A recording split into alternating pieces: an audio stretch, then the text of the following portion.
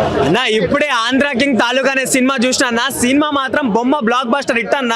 నిజంగా ఒకప్పుడు పిఠాపురం ఎమ్మెల్యే గారు తాలూకా అంటే మనకు పవన్ కళ్యాణ్ గుర్తొస్తుంది. ఇప్పుడు ఆంధ్ర కింగ్ తాలూకా అనే సినిమా చూసినాక ఓన్లీ వన్ అండ్ ఓన్లీ రామే కనిపిస్తాడు. ఎందుకనంటే నిజంగా చెప్తున్నా, రామన్న నీకైతే ఉపేంద్ర అన్న నీ కథకి హీరో అయితే మా లాంటి వాళ్ళు అందరి కథకి నువ్వే హీరో అన్న. నిజంగా చెప్తున్నా, అసలుకి సినిమా మాత్రం ఏ మాత్రం తగ్గేది లేదు. రామ్ కి మంచి కంబ్యాక్ ఫిలిం అని చెప్పుకొని మనం చెప్పుకోవచ్చు. ఇలాంటి సినిమా అసలు నిజంగా చెప్తున్నా, ఏ బయోపిక్ ఫ్యాన్ అని చెప్పేసి ఉంది. నిజంగా అంత బాగుంటుందని చెప్పేసి వచ్చిన అంతకు మించింది. సినిమాలో మాత్రం ట్విస్ట్లు అయితే మస్తు ఉన్నాయి. అసలుకి సినిమా చూసిన వద్ది అసలు చాలా యాంగ్జైటీతో ఉన్నాం. నిజంగా చెప్తున్నా, ఇప్పటి కాలంలో ప్రతి ఒక్కరు ఫ్యాన్ కి బయట ఇప్పుడు రామ్ చరణ్ కైనా అల్లు అర్జున్ కైనా ఎవరికైనా ఫ్యాన్స్ ఉండొచ్చు. నిజంగా ఒక ఫ్యాన్ ఎంత ఇంట్లో వాళ్ళని అమ్మా నాన్నని వదిలేసి నిజంగా ఎంత ఇష్టపడతాడో ఈ సినిమాలో రామ్ కరెక్ట్ చూపించిండు. నిజంగా ఇట్లాంటి సినిమాలన్నా బయటికి రావాల్సింది.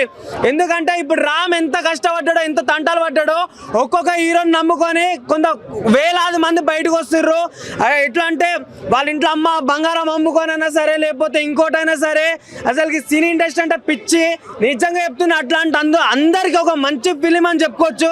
నిజంగా మహేష్ బాబు గారు అయితే ఆ డైరెక్షన్ స్కిల్స్ అయితే నిజంగా ఇట్లాంటి డైరెక్షన్ స్కిల్స్ మనం ఎప్పుడు చూడడం, అంతా బాగుంది.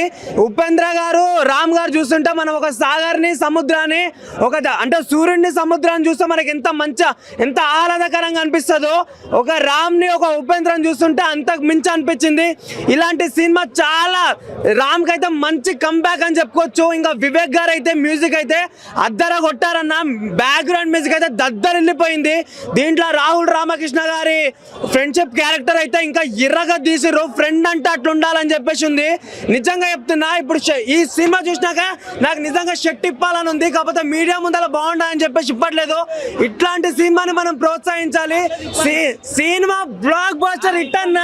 నిజంగా చెప్తున్నా, అసలుకి నిజంగా చూడు, ఈడ రామ్ టాటూ వేయించుకుంటా. నిజంగా చెప్తున్నా, ఒక వీర అభిమానిగా చెప్తున్నా, సినిమా మొత్తం దద్దరిల్లిపోయింది. ఇట్లాంటి సినిమాను మనం ఎంకరేజ్ చేయాల్సింది.